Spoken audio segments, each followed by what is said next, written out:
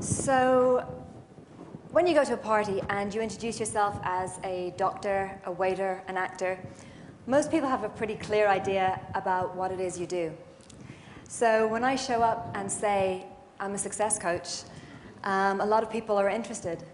And they say, well, you know, what exactly is that? And I used to have a really great, convoluted, intellectual answer, all to do with strategy and accountability and motivation. And now I just say, I'm about making sure that your dream comes true. And a lot of times you'll find that people are a little bit nervous about the whole area of dreams. They'll sort of wonder, well, should I be dreaming at all? Does that not just set you up for disappointment? And as you can see, this is a scene from Samuel Beckett's Waiting for Godot, or as my American friends would say, Waiting for Godot. And I think that the Irish playwrights, more than any other, have been extraordinary when it comes to making sure we can see the beautiful in the bleak. If you think about people like J.M. Singh, you think about Sean O'Casey, you think about Beckett, that in Ireland for a very long time we had very little except our hope, our love, our imagination, and our willingness to get up and use our hands and work the earth. And this is something that I think is still part of us. Unfortunately, these days, people have had disappointments. And we're not just talking about the disappointment of losing your 10th investment apartment. We're talking about the kind of investments that people put in that really were about themselves. That maybe you started up a charitable organization only to see it crumble to nothing. Or maybe you had this big dream that you were going to own your own house by the time you were 30, and that came to nothing. Maybe the stress of it caused your relationship to fall apart. And these are very important things. So the first thing that I want to say to you is that I don't take failure lightly. I'm not about just wishful thinking and sure, if we all just think magically and stay happy, then it's all going to be okay, because that's not actually the reality. The reality is much, much better than that. So when I said to the people at TED that I wanted to come and talk about failure, they sort of said, well, I think people have that down. I think they know how to do that bit. Can you actually talk to them about success? I said, well, you know, I don't think I can. Because you have to understand failure in order to understand where your success is going to come from. And the first thing that we have to do is, first of all, we have to defend the whole idea of dreaming. Because so often people will say, oh, well, you know what, I don't have any goals for myself. And I say to them, well, you might want to rethink that. Because when you have a goal for yourself, it's not about getting the thing. It really is about who you have to become in order to make that thing happen. That you become a much more valuable person to this world when you have done something that you've dreamt about. Maybe you've dreamt about it from a very young age.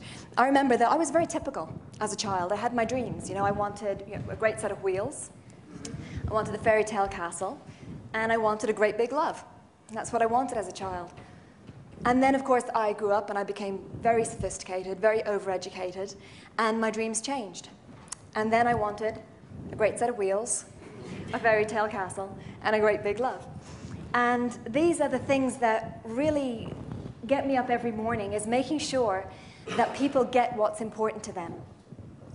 And then once you have the things that are important to you, the basic things, the things that you just sort of say, I have to get them, I have to get them now, then you can use the person that you've become in order to make better things happen in the world. So let's be really clear that you don't have to skip this part. A lot of people say, well, you know what, I don't have dreams about money. I don't have goals to do with material wealth. And I say, well, you might want to get some, because you're not transcending. You're actually skipping if you don't get those things in place. If you can't look after yourself, if you can't look after yourself, your family, feed yourself, put a roof over your head. So this is why when I talk about dreams, it's from a very, very basic level. It's from the level of, you know, what's in my heart, what has to happen. And then when it doesn't happen, how do we recover from that and make sure that we get those things in place so that we can start to dream from a higher place. We can start to dream bigger. So the reason that dreams don't come true, you might think that it's got everything to do with the economy. It's got a tiny, tiny, tiny bit to do with the economy. And it's got an even smaller bit to do with your parents. Really, it's about how good are your dreams, how good are your goals. Because the first thing that I've noticed is that for a lot of people, what they say they want and what they're focusing on isn't what they really, really want. That they might say, I want an enormous mansion. And in fact, their unconscious mind, which is the bigger part of them, doesn't want that. The unconscious mind knows that it'd be a real pain in the ass to have to look after this place, to have to supervise staff, to have to pay the taxes. And so they're kind of working against themselves. And they wonder why they're not creating this big mansion. It's because you really don't want it. So you have to get real with what it is that you want. Some people say, well, what I want to do is I want to be a really famous actor. And maybe they don't. Maybe they just want a little bit more attention. And that maybe they can get that attention by giving that attention. So that's the first part of the reason why people fail. Failure makes sense. And once you understand the mechanism of failure, you can make sure that you can completely avoid it. Does that sound good? All right, so the next part is that they don't believe that they can get it. And really what happens, the reason that they don't believe that they can get it is because they've tried it before and it hasn't happened. Or maybe they don't even get to that stage. Maybe they've just heard about someone who's tried it before and didn't get it. And then the brain is so extraordinary. The brain is brilliantly made. It is made to keep you alive. And if it will only do what works, it will do what has worked in the past.